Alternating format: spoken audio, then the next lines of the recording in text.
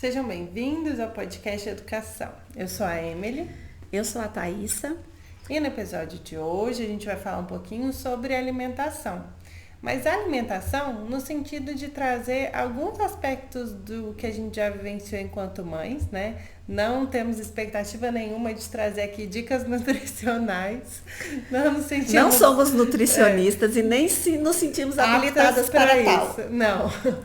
Mas é bem interessante que a gente falou há alguns episódios atrás sobre a importância da primeira infância. Uhum. E quando a gente fala sobre a importância da primeira infância, um aspecto muito importante tem a ver com a nutrição.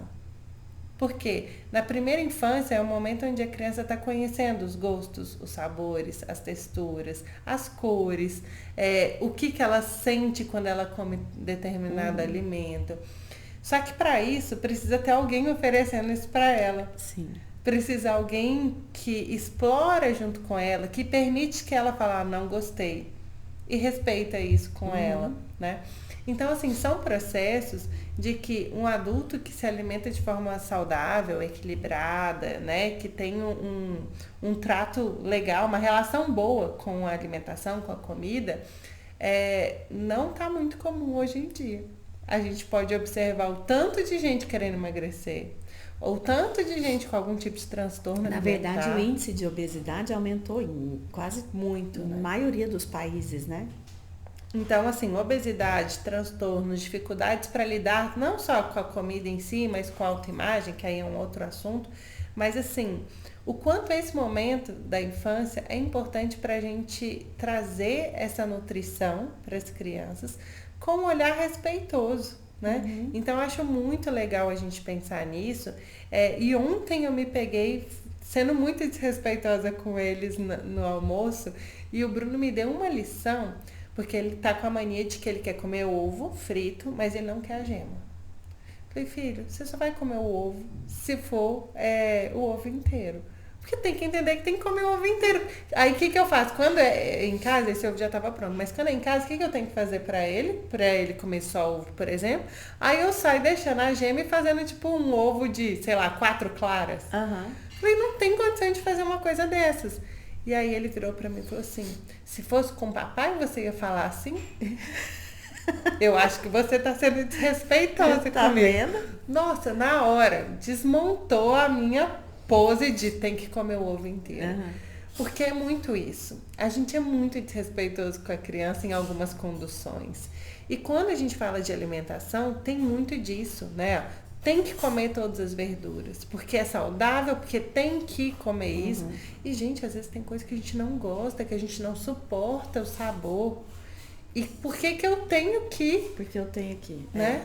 Então, assim, eu penso muito nesse momento de nutrição da primeira infância, a riqueza que nós temos enquanto pais, enquanto cuidadores, de oferecer o maior número de possibilidades para eles. Que eles conheçam os alimentos, as texturas e que eles também reconheçam o que eles gostam e o que eles não gostam. E que eles entendam a importância e a diferença dos alimentos. Então, ó, eu não gosto muito de beterraba, e minha mãe já me deu nuggets, mas a beterraba é melhor que o nuggets, nutricionalmente falando. Mas não significa que eu vou comer só nuggets. Então, assim, entender, né, a diversidade dos alimentos, que os pais possam guiar o que é mais saudável e o que não é. Às vezes a gente só pega o prato, enfia lá e fala, come tudo, menino. Como assim? Não, e as quantidades, né? A gente enche o prato e fala, você vai comer tudo, eu não quero ver um grãozinho de arroz. Isso é tão perigoso que a criança vai acostumar a comer tudo. Isso pode gerar uma ansiedade, isso pode gerar um transtorno alimentar. Eu sinceramente acho que onde os pais mais erram é na alimentação. Que é um reflexo do que nós vivemos também. Porque nós, como adultos, nós também erramos na nossa própria alimentação. Então, nós erramos na alimentação dos nossos filhos. Eu acho que é onde nós mais pecamos, digamos assim, e porque é difícil. É difícil, gente, porque a criança não quer, e aí você tem que fazer ela experimentar, e aí você tem que ir naquela negociação, e aí você tem que conscientizar ela por que um brócolis é melhor do que uma batata frita. Mas o brócolis não é gostoso igual a batata frita, digamos assim, mas porque ela experimentou a batata frita, não é? Se a gente não tivesse dado a batata frita antes dos 2 anos de idade, ela ia preferir o brócolis, porque ela experimentou só o brócolis até os 2 anos. Então, isso que a gente falou da primeira infância, diz que os alimentos que você apresenta para o seu filho até os 2 anos de idade vão ser uma base do paladar dele. Falar assim, não, se ele não comer doce até os 2 anos, ele não vai gostar de doce. Ele vai gostar de doce. Isso não quer dizer nada. Porque eu conheço crianças que não comeram nada de doce até os 2 anos e hoje são fissuradas em doce. Então, assim, mas você está fundamentando o paladar dela. Não que ela não vá mudar, porque eu acho que o paladar, ele se adapta muito nas fases da vida, né? Eu tenho coisa que eu comecei a comer que eu era adulta. Eu não comia quando criança, não comia na adolescência. Eu fui comer como adulta. A gente vai amadurecendo o paladar. Quando a gente fala assim que tem adulto que tem paladar de criança. Já ouviu? Fulano tem paladar infantil. Por quê? Ele só come aquelas pequenas coisas. O adulto, teoricamente, ele tem um paladar mais diverso. Mais assim, diverso, né? mais amplo. Variado. Mas se a gente começa desde pequeno a fazer a criança experimentar uma diversidade maior, aí ela talvez amplie mais o paladar dela. Claro que ela ainda tem uma limitação, eu acho, para alguns sabores, né? Mais complexos. Mas eu não sei. Igual o André, o meu do meio, ele ama quiabo. E eu vou falar assim, que ele aprendeu a comer quiabo com a gente, não foi, porque eu não gosto de quiabo. Eu não fazia quiabo. Mas é curioso, ele foi no restaurante e viu um negócio verde, mãe, o que é isso? Quero experimentar. Ele experimentou, gostou. Agora eu preciso comprar quiabo, eu precisei aprender a fazer quiabo. E eu faço na minha casa porque ele gosta. Então, assim, às vezes a criança vai despertando para algumas coisas ou outra e cabe a nós deixar ele experimentar, porque a gente fala assim, não, meu filho, isso é ruim demais, porque eu não gosto de quiabo. Isso que eu pensei também. Eu ia virar e falar assim, com piqui, não, pelo amor de Deus, nem pega isso. E aí, às vezes, a criança vai amar às vezes aquilo. a criança vai amar aquilo. E aí, deixa ela experimentar, gente. Pode ser a coisa mais amarga do mundo que tá lá no restaurante. Se ela quiser experimentar, eu falo, põe só um pouquinho para experimentar. Não vai encher o prato do negócio que você não sabe nem o que é. Põe só um pouquinho. Se você gostar, pega mais. Se não, agora pensa, eu fui aprender a comprar quiabo, que eu nem sabia comprar quiabo.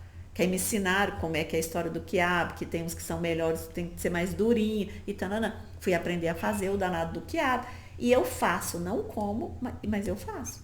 Então, às vezes, não é só o exemplo que a gente fala assim, não, a criança come o que o pai e a mãe comem. Às vezes, não. Às vezes, não. Se a gente estimular e apoiar aquilo que ele gosta, igual piqui, por exemplo. Piqui, eu falo que quem é de Goiás, né, o Eduardo pergunta, qual foi a primeira vez que você comeu piqui? Eu falei, não lembro. Não lembro. Já nasceu foi a primeira vez. Eu acho que eu já nasci comendo. E os meus filhos, olha que é curioso, eles viam no meu prato, eu lembro direitinho da Marina, ela via no meu prato e ela apontava. Ela não falava, acho que ela não tinha 2 anos, ela falava pouco. Ela apontava. E eu falei, você quer? Você quer porque é bonito, é amarela. Você quer? Quero. Aí eu raspava e dava uns pedacinhos para ela. E ela gostou. Então é um hábito que vem consigo. Hoje em dia os 3 comem. Os 3 gostam de piqui aqui em casa. Então, assim, às vezes é um hábito mesmo da família. Sim. Da família. Mas a gente não pode tolir a criança quando ela quer experimentar. Por preconceito nosso. Não. Por pensar, não, você não vai gostar disso. Isso Exatamente. é horrível. Isso é ruim, você não vai gostar. A gente não deve. E já viu que isso tem a ver com coisas para a vida, porque às vezes a criança, ela, não só sobre alimentação. Não, mas minha mãe disse que isso não ia ser bom para mim. Minha mãe disse que eu não ia gostar disso. Então, acho que nutrição realmente talvez seja uma das temáticas mais complexas da maternidade, paternidade, porque cada um de nós traz vivências tão diversas com a comida, né? E medos também de errar, de trazer isso para as crianças. E às vezes a gente não permite algumas coisas, ou então a gente é desrespeitoso. A gente é desrespeitoso. Né? Com eles sobre esses processos. Então... Culturalmente falando, a gente traz uma cultura muito alimentar, né? A nossa cultura é muito base da alimentação. E a alimentação, ela fundamenta muito, gente. A alimentação tem a ver com emoção, tem a ver com memórias afetivas, uma comida que você come, que você te lembra alguém, te lembra um lugar, te lembra um momento da sua vida. Então, a comida está ligada muito à emoção. Só que a gente não pode comer por emoção. E muitas vezes a criança, a gente não ensina isso para a criança. E aí ela come emocionalmente. Quando a gente não explica, filho, não precisa mais, que eles querem uma coisa que eles gostam muito.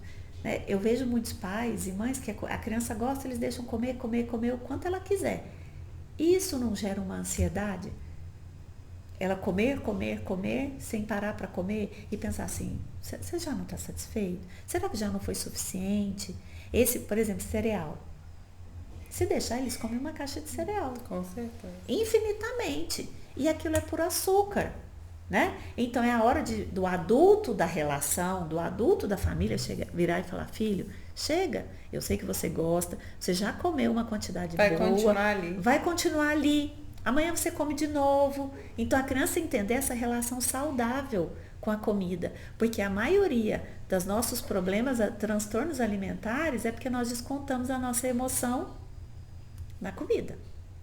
Não é? A gente acha que a comida, se a gente está triste, a gente come. Se a gente está feliz, a gente come. Se a gente está ansioso, a gente come. Então, e a gente tentar, gente, não é fácil, mas a gente tentar não transmitir isso para as crianças, sabe? Então, assim, é muito difícil ao momento da alimentação não se tornar um momento desgastante, perturbador, né? Perturbador, porque às vezes é aquela disputa. O pai e a mãe querendo que a criança coma, a criança não querendo comer, e isso é desgastante. Então a gente talvez tentar que essa alimentação seja de uma maneira mais leve, eu acho, mais tranquila. E eu acho que mostrar desde pequeno, né? Qual que é o objetivo daquilo ali? A gente está comendo para quê? A gente está comendo para estar satisfeito, né? Para estar alimentado. Sim. A gente não está comendo para comemorar ou para descontar. Então, ainda é uma coisa muito louca na vida da gente. A gente quer trazer muitas emoções que a gente vive realmente para a comida. E acho que isso prejudica muito. E quando você fala sobre quantidade, né? Me assusta também um pouco sobre quantidade, mas o que acho que me assusta mais é a falta de foco para comer. E eu acho que isso é muito prejudicial, assim. A gente comer e pôr o tablet na frente. E ter alguma outra coisa para distrair. Então, eu penso que a hora da comida, para ela ser significativa nesse sentido, de entender que aquilo ali é um alimento, que aquilo ali é para me satisfazer as necessidades do meu corpo, de funções, de viver, é a gente colocar ali um desenho, um jogo, uma coisa assim, porque a criança ela nem sabe que gosto que aquilo tem. Não sabe. Ela não tá nem vendo o que ela tá comendo. Isso. E a gente, muitas vezes, também faz isso, né? Com celular, com televisão. Eu cresci, assim, na minha casa tinha muitas vezes televisão na hora da comida. E era um hábito. Aí quando foi para um lugar que não tinha, era muito estranho. Porque as pessoas tinham que se ver, tinham que comer junto, tinham que conversar alguma coisa ou ficar quieto ali com o seu alimento. Então isso é muito curioso. O quanto a gente realmente percebe o momento da comida como um momento para comer. Para comer. E tem pessoas que não gostam de comer sozinho, já viu? Eu não gosto de comer sozinho, porque gosta de ter companhia, eu gosto de conversar. Então, assim, ele não gosta de ter a relação dele com a comida. Porque quando a gente come sozinho, a gente é eu e a comida, né? Então, assim, nas crianças, gente, é muito... Eu também, olha, eu fico com o coração apertado quando eu vejo uma criança comendo com um tablet na frente, comendo com o celular. Então, eu sei que às vezes é difícil essa fase introdução alimentar, é difícil. E aí a gente fica buscando recursos. A gente pensa, não, se eu colocar o tablet, ele vai comer. Porque a gente quer, no nosso anseio de mãe, a gente quer a criança alimentada. Então, a gente faz qualquer coisa para que a criança coma. E, gente, e que preço que nós estamos pagando por isso? Porque, ok, ela vai comer, ela vai estar bem alimentada. Mas qual é a relação que ela está tendo com a comida? Não, e ela nem lembrou que ela está alimentada, porque ela nem sabe, ela está ali assistindo o desenho. Não, ela está no automático. Ela não sabe o gosto da comida. Porque muitas vezes nem a textura, porque ela está tão concentrada ali na tela, no celular, no tablet, que ela está, comendo. Às vezes, a gente enfiando na boca, e aí a criança fala assim, não quero. Aí a gente, não, mas só mais um. Se perguntar, o que você comeu? A criança não sabe. Não sabe. Não sabe. Fala, o que você comeu? Foi sopa, foi arroz, foi feijão? criança nem lembra. Ela vai lembrar do desenho que ela assistiu, ela vai lembrar do vídeo que ela assistiu. Mas isso, gente, é o quanto nós pensarmos sobre isso. A que preço que a minha criança está comendo? Porque eu sei que a criança comer é importante. É importante, ela precisa estar bem alimentada. Mas ela também é importante que ela tenha uma relação saudável com a comida. E talvez ela comer menos vai ser mais saudável. Porque também tem mãe que enquanto o filho não come um pratão, que às vezes eu vejo, a mãe vai lá, ele come um brócolis, come um pedacinho de carne, come não sei o quê. Aí a mãe vira e fala assim, nossa, mas ele não comeu nada. Aí eu penso, gente, mas ele comeu o brócolis, ele comeu a carne, ele comeu, né? Ele não comeu o prato que ela fez para ele, que era um prato de adulto. Mas no pouquinho, gente, criança, ela está em desenvolvimento, mas ela come pouco. E ela come devagar, ela está saciada com aquilo. Daqui talvez 1 hora, 2 horas, ela vai querer comer mais alguma coisa. Então, a gente desapegar um pouco de trazer essa felicidade, que eu vejo que muitas mães se sentem felizes. Não, eu estou feliz, eu estou realizada, porque meu filho comeu tudo, comeu um pratão. Então, gente, vamos deixar de colocar as nossas emoções e as nossas expectativas na comida do filho também. Olha como que é mãe. No brincar a gente falou de que o pai e a mãe muitas vezes colocam as suas expectativas, as suas vontades no brincar do filho, no brinquedo do filho. Agora na comida também a gente coloca as nossas expectativas na comida do filho. Porque se ele comer tudo, eu vou me sentir uma boa mãe. Não vamos nem falar de dormir então. Tá difícil a gente se sentir uma boa. Tá difícil. Por isso que a gente se apega às pequenas coisas, né? Com certeza. Umas se apegam à alimentação, outras se apegam ao brincar, outras se apegam ao dormir. Então, assim, aos poucos a gente vai conquistando, né? Porque, gente, ser uma boa mãe é muito boa para quem, né? Boa para mim, ou boa para o meu filho, ou boa para a sociedade, né? É uma reflexão. Tem muitas pressões envolvidas. Tem muitas pressões envolvidas, exatamente. Sejamos as melhores que a gente consegue. Sejamos as melhores que a gente consegue. Mas nessa dica, a gente acha que vale para pais, para adultos, para as crianças, para nós estarmos mais conscientes ao que nós comemos, a nossa alimentação, para que a gente não também jogue essa frustração nas crianças e a gente não jogue essa pressão nas crianças. É isso. Então, esse foi mais um episódio do podcast Educação. Curte, comenta, compartilha com quem você achar que fizer sentido. E acompanha a gente para os próximos episódios. Até mais. Até mais.